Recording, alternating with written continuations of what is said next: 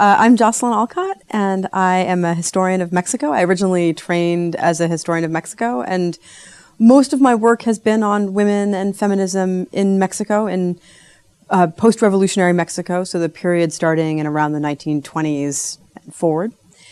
My last book started out as a history in Mexico, and it's on the first United Nations International Women's Year Conference, which took place in Mexico City in 1975. And for various reasons, mostly to do with sources, it ended up actually being more of a history of global feminism, of a sort of turning point in global feminism, and a history about the United Nations and international organizations and transnational civil society.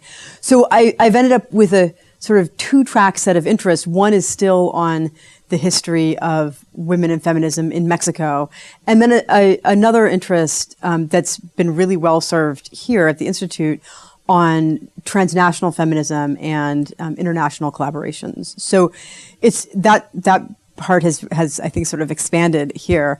The project I came here to work on is a biography of sorts. It's ambivalently a biography, but it's about an activist and folk singer named Concha Michel, who was quite active in the post-revolutionary period. And she actually lived, she was born at the end of the 19th century and lived until 1990. And so she lived through some of the most dramatic developments in Mexican history. And she wrote a lot about the problem that remains, which is how we recognize and value labor that's not commodified.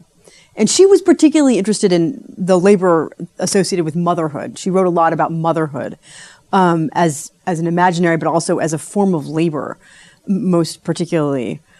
And then she related that to two other forms of often uncommodified labor: subsistence agricultural labor, which was a big part of the Mexican economy still after the revolution, and cultural production.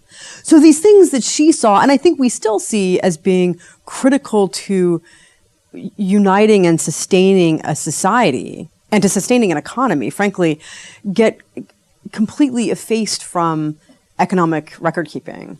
And actually increasingly so as we've gotten further into the 20th century and now the 21st century, increasingly anything that's not getting counted is sort of erased. And so the problem hasn't gone away. And what's interested me both is that this is a woman who was writing about these questions starting in the 1920s, so nearly a century ago, and well before when we usually think of these questions coming up in the 60s and into the 70s. So there's that she was kind of precocious or prescient. But the other thing that interests me about her as a figure, as an object of study, is why she gains popularity in Mexico over the course of the 20th century.